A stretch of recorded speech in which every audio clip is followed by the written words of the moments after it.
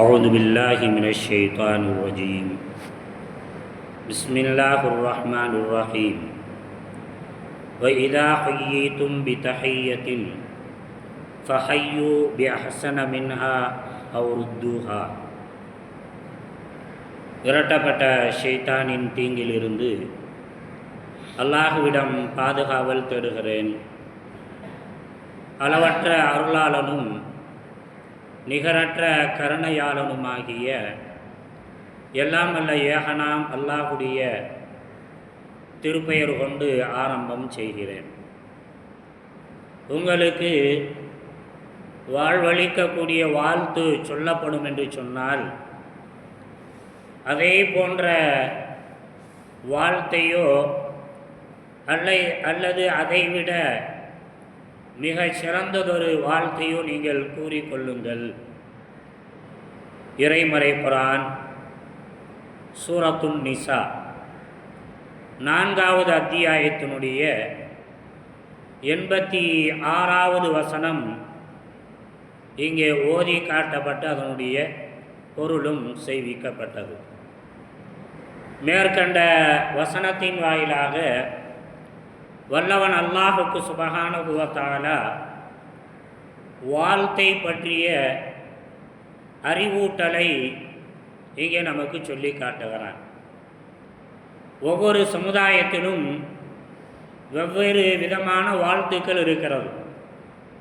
இஸ்லாமிய வாழ்த்து என்பது இருக்கிறது, அது அஸ்ஸலாமு அலைக்கும் என்று சொல்லக்கூடிய வாழ்த்தாகும். இந்த வாழ்த்தை பற்றி அரபி வாசகம் ஹய்யீத்தும் பி தஹிய்யத்தின் ஃபஹய்யு. இந்த ஹை என்று சொல்லக்கூடிய வார்த்தைக்கு மற்றொரு அர்த்தமாக உயிரூட்டுவது, உயிரளிப்பது என்று சொல்லக்கூடிய அர்த்தமும் அரபியில் அகராதியில் தரப்படுகிறது.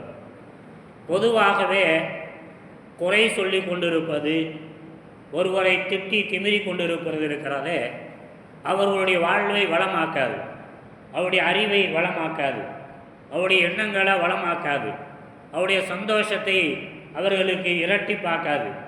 மாறாக வாழ்த்து என்று சொல்லக்கூடிய வாழ்வளிக்கக்கூடிய பாராட்டல்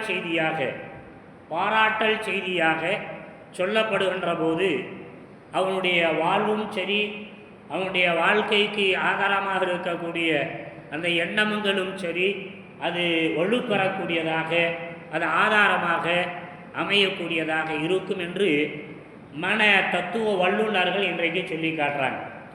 குறைய சுட்டிக்கிட்டே இருக்காமல், திட்டிக்கிட்டே இருக்காமல் பாராட்டுறது, நல்ல விஷயத்தை சொல்கிறது, நல்ல விஷயங்களை பற்றி அவங்கள ஊக்கப்படுத்துறது, இது அவங்கள வாழ்வளிக்கக்கூடிய செய்தியாக இருக்கும் என்று மனநல வல்லுநர்கள் இன்றைக்கு நமக்கு சொல்லி காட்டிக்கிட்டு இருக்கிறாங்க.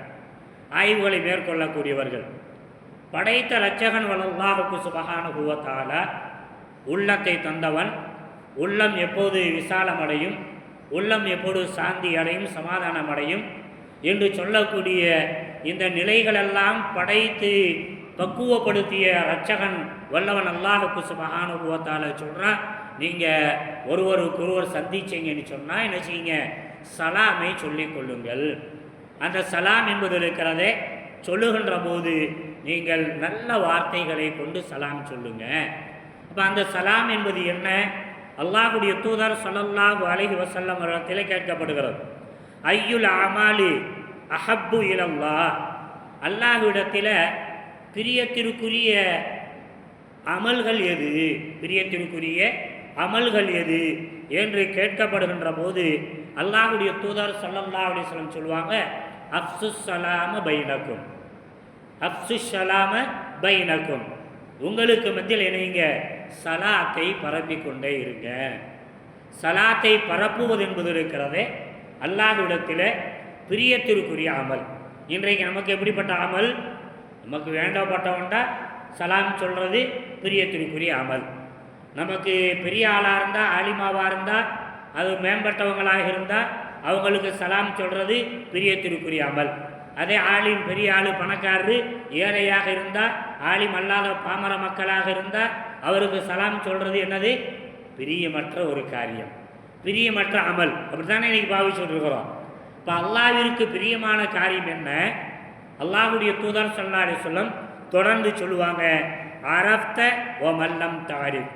உனக்கு தெரிஞ்சவங்களாக இருந்தாலும் சரி, அல்லது தெரியாதவர்களாக இருந்தாலும் சரி, உனக்கு வேண்டப்பட்டவர்களாக இருந்தாலும் சரி, வேண்டப்படாதவர்களாக இருந்தாலும் சரி, உங்களுக்கு மத்தியிலே சண்டையிட்டு கொண்டவர்களாக இருந்தாலும் சரி, நெருக்கமாக பிசைந்து கொண்டு இருக்கக்கூடிய மக்களாக இருந்தாலும் சரி, யாராக இருந்தாலும் அவர்களுக்கு சலாம் சொல்லப்பட வேண்டும்.